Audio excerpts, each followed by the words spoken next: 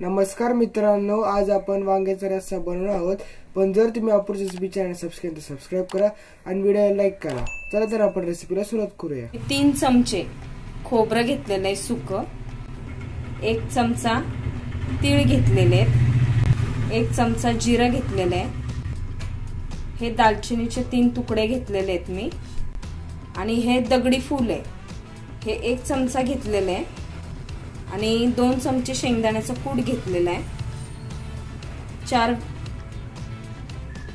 4 लवंगा आणि 5 ते 6 मिऱ्या घेतलेल्या आहेत, 3 हिरवी विलायची घेतलेली आहे, आणि हे एक चक्री फूल घेतलेलं आहे।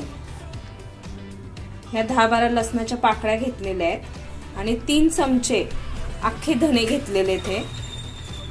हे बघा, आता हे धने, हे तीळ, जिरं, गरम मसाला, खडे मसाले, हे दगडी फूल, हे आपल्याला सुकं आहे ना, हे सगळं छान गवळं असं भाजून घ्यायचंय। हे बघा, आता हे सगळं आहे ना आपल्याला छान भाजून घ्यायचंय, आणि ह्याची आपल्याला पावडर तयार करायची आहे। हे बघा, आता आपण जे खोबरं घेतलं होतं ना, ते खोबरं पण छान गुलाबी होईपर्यंत भाजून घ्यायचंय आपल्याला। हे बघा, आता मी खोबरं आणि लसूण पण भाजून घेतलेले, आणि हा मी शेंगदाण्याचा कूट आहे ना, हा शेंगदाणे भाजून घेतलेला एक कूट हा। हे बघा, खडे मसाले, धने, जिरं वगैरे हे सगळं पण मी छान गवळं भाजून घेतलेलं आहे। हे बघा, आता ही मी 5 वांगी घेतलेली आहेत, त्या वांग्यांचं असं देठ काढायचं पुढचं, आणि वरचे जे काटे असतात ते थोडे थोडे काढायचे, आणि असं मधून 2 भाग करायचे वांग्याचे। हे बघा, आता मी ते तेल टाकलेलं आहे 2 चमचे, त्याच्यामध्ये ही वांगी आहेत ना, ती छान आपल्याला सगळ्या बाजूनी छान गुलाबी होईपर्यंत अशी चांगली परतून घ्यायची आहेत, म्हणजे त्याने काय होतं, रश्श्यामध्ये वांग शिजायला वेळ लागत नाही, पटकन शिजतं। हे बघा, एक कांदा घेतलेला आहे मी मोठा, तो बारीक चिरून घेतलेला आहे, कढीपत्ता घेतलेला आहे 10-12 पानं, आणि 2 टमाटे घेतलेले आहेत। आता हे टमाटे पण आपल्याला धुवून स्वच्छ चिरून घ्यायचे बारीक। आता हे आपण भाजलेलं आहे ना, ह्याची आपल्याला पावडर करून घ्यायची आहे। हे बघा, एकदम अशी बारीक पावडर करून घ्यायची ह्याची।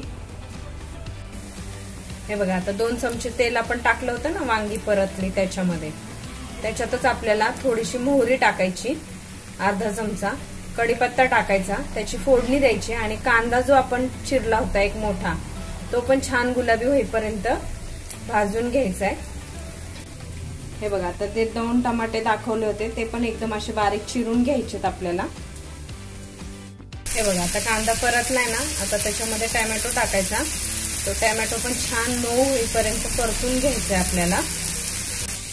आता ही मी मिरची पावडर घेतलेली आहे, ही 1 चमचा मिरची पावडर घेतलेली आहे, अर्धा चमचा हळद घेतलेली आहे, तिखट आणि मीठ तुमच्या आवडीने घ्या। हे बघा, आता ती सुकी पावडर जी आपण केलेली होती ना, ती पण ह्याच्यामध्ये कांदा टमाट्यामध्ये छान परतून घ्यायची।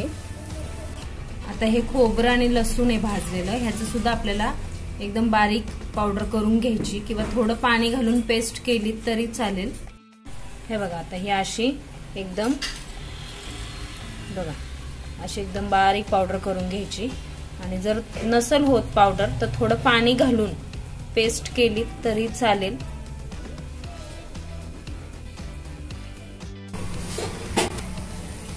हे बघा, आता ती जी पावडर होती ना, ती पण मी छान परतलेली आहे, आणि आता मिरची पावडर आणि हळद ही पण आपल्याला ह्याच्यामध्ये छान परतून घ्यायची आहे। हे बघा, आता मी थोडंसं पाणी टाकलं त्याच्यात, आणि छान हा मसाला परतून घेतलेला आहे। आता आपल्याला ह्याच्यामध्ये तुम्हाला किती ग्रेव्ही पाहिजे त्यानुसार तुम्ही ह्याच्यामध्ये थोडं गरम पाणी मिक्स करा, आणि आपण जी वांगी घेतली होती तेलात परतून ती त्याच्यामध्ये मिक्स करायची, आणि थोडंसं 10 मिनिटं बारीक गॅसवरती वांगी शिजून द्यायची, लगेच शिजतात तेलात परतलेली वांगी। हे बघा, आता हे मी अर्धा चमचा मीठ टाकणार आहे, मीठ तुमच्या आवडीने घ्या। हे बघा, आता मीठ मी मिक्स केलेलं आहे, त्याच्यात वांगी सोडलेली आहेत आता मी। हे बघा, आता तो शेंगदाण्याचा कूट जो दाखवला होता मी तुम्हाला, तो पण आता वांगी शिजल्यानंतर वरून टाकायचा, आणि 2 मिनिटं परत उकळी येऊन द्यायची रश्श्याला. खूप छान लागतं हे पण. हे बघा, आता ह्या वांग्याला रश्श्याला मी थोडंसं पाणी टाकलंय. मला थोडी ग्रेव्ही जास्त लागते. तुम्हाला कमी लागत असेल तर थोडंसं पाणी कमी टाका. थोडं जास्त लागत असेल तर